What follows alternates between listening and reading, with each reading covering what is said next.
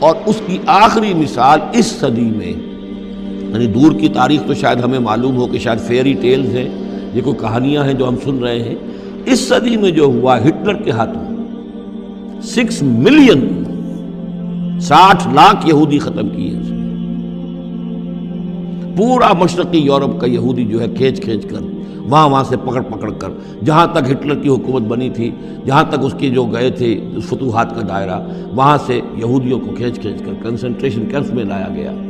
پھر خاص مشینیں ایجاد کی گئیں، خاص جو ہیں اس کے لیے ایسے بنائے گئے کہ ان کے لیے اب اتنے لوگوں کو قتل کریں گے تو دفن کہاں کریں،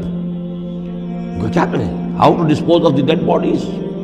تو اسپیشل پلانٹ بنائے گئے کہ ایک بڑے سے ہال میں داخل ہو رہے ہیں، وہاں سارے کپڑے اتروا لیے تاکہ یہ کپڑے بھی استعمال ہوں بعد میں۔ کہا یہ جاتا تھا کہ تمہارے کپڑوں میں جوئیں پڑ گئی ہیں تو جوؤں کو اس کو ڈیلاؤس کرنے کے لیے ضروری ہے کپڑے اتار کے آگے گیس کے اندر تاکہ وہ جوئیں ختم ہو جائیں گی۔ پھر ان کے بال اتروا لیتے تھے، عورتوں کے بال بھی شیو کر لیے، مردوں کے بھی، ان بالوں سے قالین بنائے انہوں نے جو نازیوں نے اپنے دفتروں میں بچھائے، ہیومن ہیئر کے قالین۔ پھر ان کو لے جا کر ایک گیس چیمبر کے اندر کے سب مر گئے۔ پھر اب وہ بڑے بڑے پٹے جیسے چلتے ہیں مشینیں، بڑی فیکٹریز کے اندر وہ پٹوں کے اوپر لاشیں چل رہی ہیں۔ پھر ان کا چورا ہو رہا ہے جیسے کہ کہیں جو ہے وہ گھاس کاٹا جا رہا ہو یا کوئی اور چارہ جو ہے وہ کترا جا رہا ہو۔ پھر کسی خاص قسم کے کیمیکلز کے اندر ان کو تحلیل کیا کہ آخر میں کیا نکل رہا ہے، نہ کسی گوشت کا پتہ، نہ خون کا پتہ، نہ ہڈی کا پتہ، کسی شے کا پتہ نہیں، ایک بدبودار سیاہ رنگ کا مائع باہر نکل رہا ہے، اور اسے وہ لے گئے اپنے کھیتوں میں اور اسے بنا لیا کھاد۔ یہ کام اس صدی میں ہوا ہے، ہولوکاسٹ۔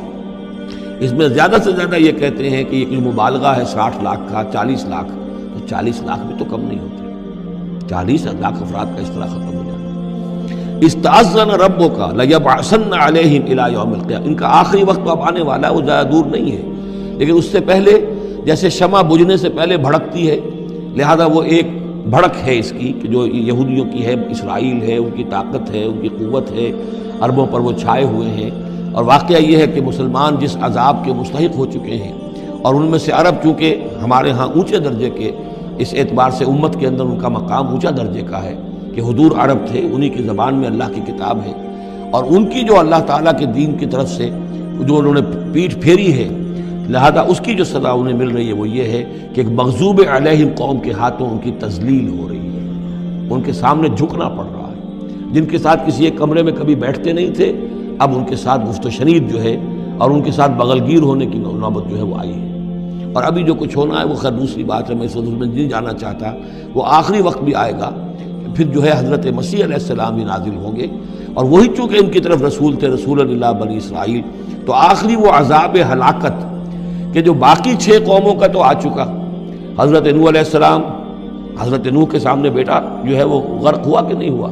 حضرت ہود، حضرت صالح، ان سب کے سامنے جو ہے ان کی قومیں ہلاک ہوئیں، تو اب حضرت مسیح کو اٹھا لیا گیا تھا، وہی آئیں گے